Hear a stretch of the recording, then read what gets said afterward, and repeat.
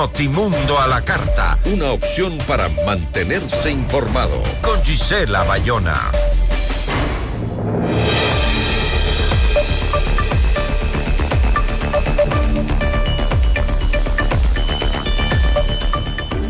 En Ecuador, el paro nacional convocado por la CONAIE en rechazo a la eliminación del subsidio al diésel supera ya vamos para las 3 semanas y mantiene cierres viales en al menos 10 zonas del país. Si bien el gobierno asegura que ha ofrecido mesas de diálogo, varias convocatorias han fracasado por la ausencia de ambas partes. Se han denunciado agresiones a manifestantes, bloqueos violentos y acusaciones cruzadas de terrorismo y represión.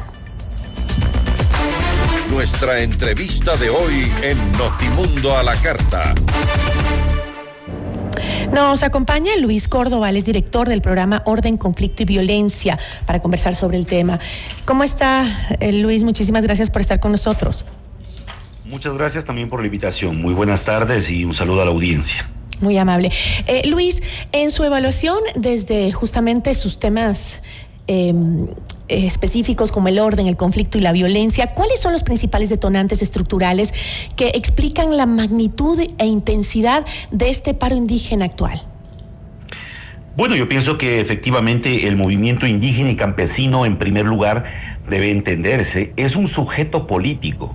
Es un sujeto que ha ejercido de manera constante su rol en la vida nacional. El problema es que las demandas que históricamente ha ido generando no han sido atendidas adecuadamente por los sucesivos gobiernos. El día de ayer nosotros difundimos a través de nuestras redes del Observatorio Ecuatoriano de Conflictos un breve síntesis de lo que significaron las mesas de diálogo en junio y octubre del 2022. Porque lo que el gobierno actualmente está planteando y está diciéndolo es ¿por qué no quieren dialogar? ¿Por qué son violentos? Bueno, yo le digo a la población, recordemos lo que fue junio y octubre del 2022. En aquel entonces, luego de varias semanas de protestas, terminaron sentándose a discutir y a dialogar. Se establecieron 10 mesas de diálogo, se alcanzaron 220 temas de discusión, 109 acuerdos, 97 acuerdos parciales y 14 desacuerdos. Pero todo eso quedó en el papel nada más, Luis, porque nada se cumplió. Exactamente. Entonces, la pregunta central que hay que hacerse es, ¿cómo puede existir un clima de confianza entre ambas partes, entre el gobierno y el movimiento indígena y campesino, si es que han habido de lado y lado gravísimos desplantes y traición a la propia palabra comprometida? Voy a dar un ejemplo de lado y lado. El presidente empezó diciendo, recordemos, al tercer día del paro, el presidente Noboa dijo, yo les declaro a ellos personas no gratas en todo el país. Y después la ministra de Gobierno, hace 2 días, dice, estamos llamándoles al diálogo y no quieren venir a dialogar. O sea, hay una incoherencia en el gobierno. Y desde el punto de vista de la dirigencia indígena, lo mismo. Me parece que si ellos quieren proponerle al país una alternativa a la política económica que ha optado el gobierno, entonces evidentemente tiene que ser esa la bandera de lucha. Pero ahí, repito y reitero, lo que hemos visto de los últimos 2 gobiernos, Moreno y Lasso, es un absoluto irrespeto a los acuerdos concertados en mesas de diálogo con el movimiento indígena.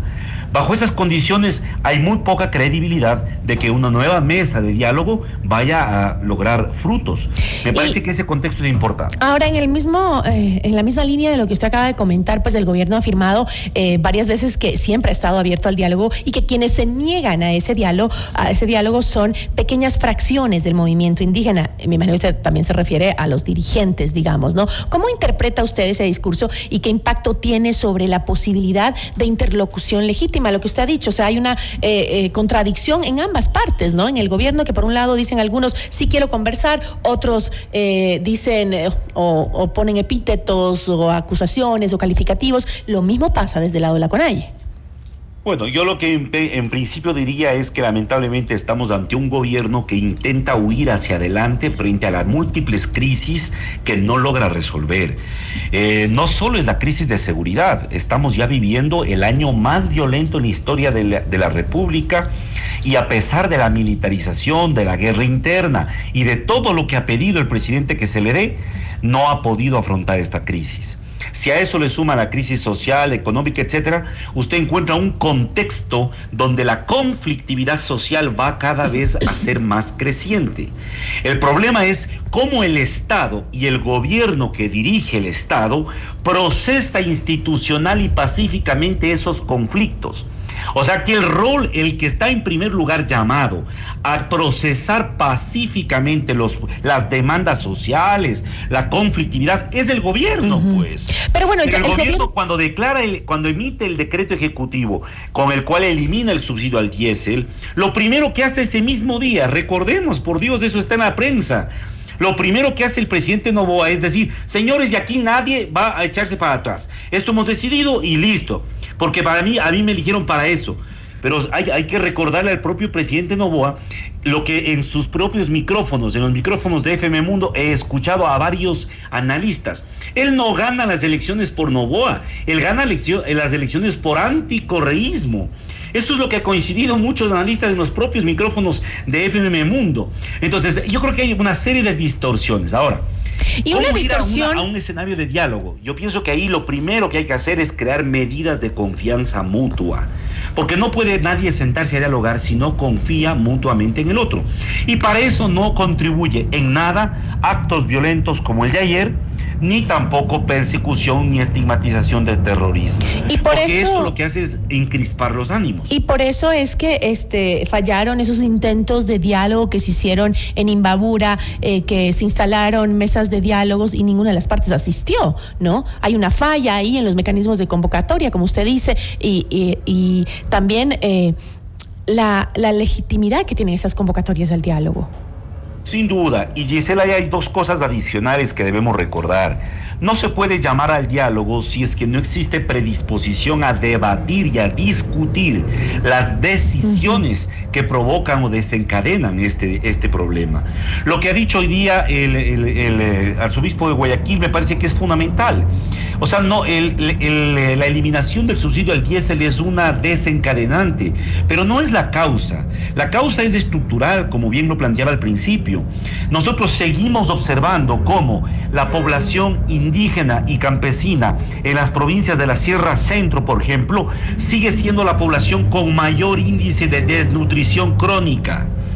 Observamos claramente cómo no se ha reactivado el agro y por lo tanto las condiciones de vida de estos sectores cada vez son más empobrecidas, más duras. Por lo tanto, ¿qué posibilidad ha creado el gobierno para realmente reactivar una política agraria distinta? Lo que estamos viendo, y eso hay que decirlo porque yo observo que ya nos da miedo decir las cosas en el país. ¿Qué estamos viendo por parte del gobierno? Primero, un gobierno caprichoso de una persona que actúa de manera inmadura frente al poder. Segundo, un gobierno autoritario, por favor, ya controla el Consejo de la Judicatura, ya tiene puesto un fiscal general del Estado de bolsillo, controla la Asamblea Nacional. ¿Qué más queremos que controle para llamarle a este señor un régimen autoritario? En tercer lugar, es una política claramente populista, por favor, Giselle. Esto de ofertar bonos para resolver los problemas y poner paños fríos en la temperatura social, esto ya lo vivimos en años pasados, en gobiernos anteriores, en donde no teníamos miedo en decir, él es un populista. Ahora, en cambio, nos parece que este es un demócrata. Para muchos periodistas les escucho es un demócrata, por Dios.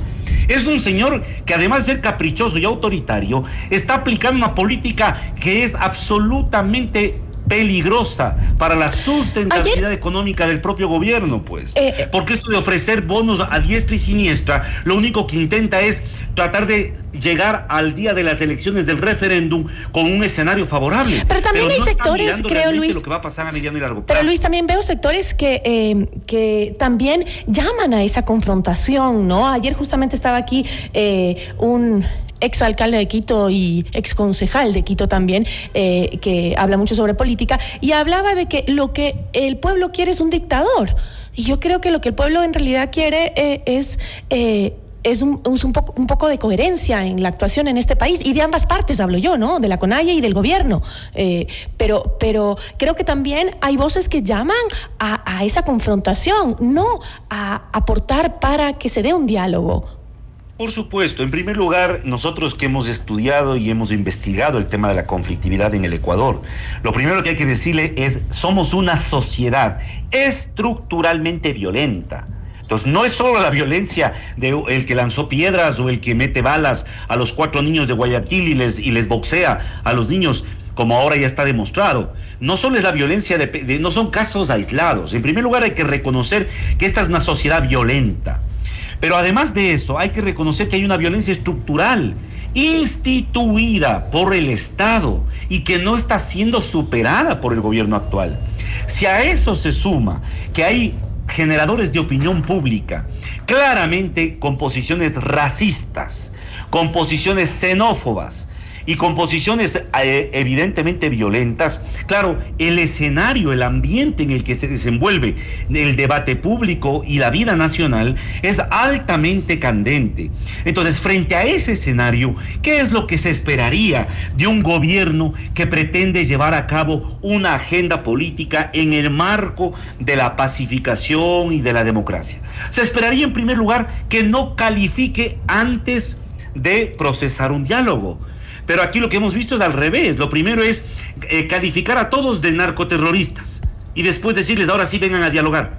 ¿Dónde se ha visto que sea eso factible? Pero también el otro lado también actúa de una forma en la que no da apertura, porque dice, estas son mis peticiones y me las das, o ahí queda todo, ningún diálogo. Haces lo que te digo. No es eso cierto, Giselle, porque le estoy mencionando que en el gobierno de Guillermo Lasso, hace 3 años nada más, hace 3 años, gran parte de los que ahora están en la dirigencia del movimiento indígena y campesino se sentaron a dialogar con el gobierno. Pero yo estoy hablando en la actualidad, del paro de hoy. Por eso, pero llegaron a acuerdos. O sea, pero acuerdos que no se cumplieron. Entonces yo también, por otro lado, sí se entiende esa exigencia, ¿no? De decir, bueno, y ese miedo a dialogar, pero no podemos hacer otra cosa más que sentarnos a dialogar, porque la violencia nunca será el camino. Por supuesto, y por eso yo reitero y repito, que nuestra audiencia lo escuche bien. En octubre del 2022, después de 10 mesas de diálogo, se alcanzaron 109 acuerdos. ¿Qué era lo lógico? Que el Estado y el gobierno de aquel entonces implemente sus acuerdos, pues para resolver los problemas con el movimiento indígena. Fíjese que las mesas, ¿qué temas abarcaban las mesas? Fiscalización, focalización de subsidios, banca pública y privada, control de precios, fomento productivo, educación, empleo, derechos laborales, acceso a salud. Entonces, si se hubiese tomado en serio esos acuerdos en el 2022, con toda seguridad no habría mucha razón para que vuelvan hoy otra vez a levantarse con los mismos motivos. Entonces yo lo que quiero decir es, no es que no ha habido voluntad de este sujeto histórico para sentarse a dialogar. Han existido acuerdos, y no solo en este último levantamiento, Giselle, porque el país tiene que saber que desde 1990, ante la cerrazón de quienes han ejercido el poder, han tenido que optar por la protesta en las calles y en el campo.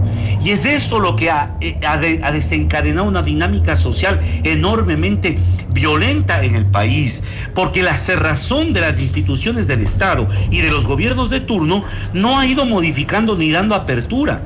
Entonces lo lógico es decir, miren, existe por escrito el acta de paz del 2022 y están por escrito los acuerdos alcanzados y los desacuerdos. Lo sensato sería decirles al movimiento indígena, vean, sentémonos sobre la base de los acuerdos alcanzados en el 2022 y veamos qué cosas se pueden implementar de una manera inmediata, qué cosas podamos renegociar y avancemos en una agenda de país. Pero lo que plantea el gobierno no es una agenda de país, pues, es una agenda donde el que está con él avanza y es bienvenido, y el que no está con él es calificado de aliado al narcoterrorismo. Lo mismo hizo con los jueces de la Corte Constitucional. Acordémonos, Giselle, cuando salió la sentencia, o cuando se atrevieron a suspender algunas leyes y artículos que había propuesto el presidente, ¿qué dijo el ministro de Defensa? El ministro Lofredo: Les acusó a los jueces de estar trabajando para el narcoterrorismo. Entonces, estoy de acuerdo en que ambas partes... Esta moralidad. Sí. Aquí tenemos que entender que somos un país diverso y que en un país diverso hay que extenderle la mano y darle... Pero ambas partes también tienen que entender que vivimos en una democracia, y en la democracia también se eligen presidentes para que gobiernen, y a veces esas decisiones no nos gustan, pero a veces hay sectores, como muchas veces ha hecho el sector indígena también, y no estoy defendiendo al gobierno, porque creo que también, como usted decía, tienen demandas súper justas, no solo para el movimiento indígena, sino para el país en general, pero a veces hay que ganar las elecciones para emprender el gobierno que tú quieres tener. Entonces hay ciertos sectores que quieren gobernar sin haber ganado una elección, y eso en un país democrático tampoco Giselle, es adecuado, y nos lleva a esto, a la confrontación de siempre.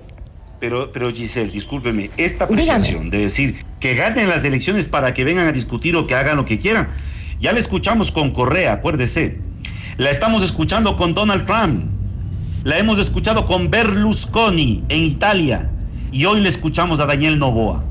Esa es la apreciación más antidemocrática que existe. En teoría política está discutido y es debatido que las elecciones es un proceso para agregar intereses y lograr una representación política. Nosotros no elegimos monarcas, Giselle, por favor, no se Luis, confunda. ¿y no es antidemocrático destrozar una ciudad como la destrozaron en el 2019? Porque nosotros no elegimos monarcas. De acuerdo, totalmente de acuerdo. Si fuera de elegir monarcas, le eligiéramos al monarca de turno para que él decida lo que su voluntad decida. No es así. De acuerdo, tiene toda la razón. Eso tampoco es democracia. Pero usted no cree que también es antidemocrático el entrar a una ciudad como hicieron en el 2009 y destrozarla. Por supuesto 2019, que es antidemocrático destrozar cualquier espacio que está habitado. Y yo le pregunto, ¿y no le parecería también antidemocrático entrar a zonas y comunidades en Morona, Santiago, con los proyectos mineros de minería ilícita, no solo ilícita, lícita, y destruir su ecosistema? De acuerdo. Entonces, cuando pensamos en violencias, aquí podemos... Pero una violencia no justifica la otra. Entonces, lo que tenemos que entender es dos cosas que me parece de principio. Todo proceso de protesta social entra en una dinámica de violencia, Giselle. O sea, no existe en el mundo una protesta de flores y de globitos en donde no haya pasado absolutamente nada. Miremos lo que acaba de pasar en Nepal. En Nepal la juventud se levanta y termina quemando hasta el palacio gubernamental, pues. Entonces no pensemos que las protestas, ¿de qué está pasando ahorita en Estados Unidos en las protestas contra el ICE y la política del plan de deportación masiva? Hay protestas violentas. Entonces, pensar que las protestas son para lanzarse besos y flores es no entender lo que es un fenómeno sociopolítico.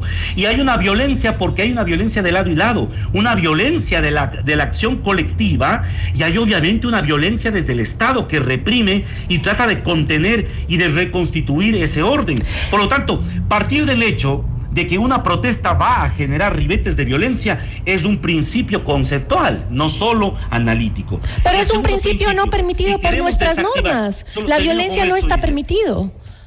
Podemos protestar, es parte de nuestro derecho, claro que sí, pero la violencia no.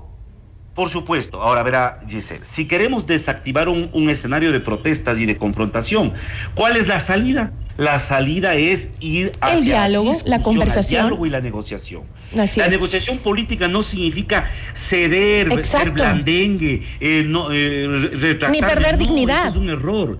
Negociación política significa aprender a escucharse mutuamente. Ese es el problema, Luis. Entonces, lo que yo observo del gobierno y de la dirigencia que ahora está en el movimiento es que no queremos escucharnos mutuamente. Con eso me voy a quedar, Luis, porque se me acabó el tiempo. Un escenario distinto. Con eso me voy a quedar, Luis, y estoy totalmente de acuerdo. Creo que esa es la mayor incapacidad que tenemos en el Ecuador, la de conversar, la de sentarnos a dialogar. Ese es el problema mayor que tenemos en este país y que tenemos que empezar a aprender a ceder para poder dialogar. Yo le agradezco muchísimo, Luis. A usted también. Siempre es interesante conversar con usted. Hasta luego, muy amable. Hasta luego. Nos acompañó Luis Córdoba, director del programa Orden, Conflicto y Violencia. Notimundo.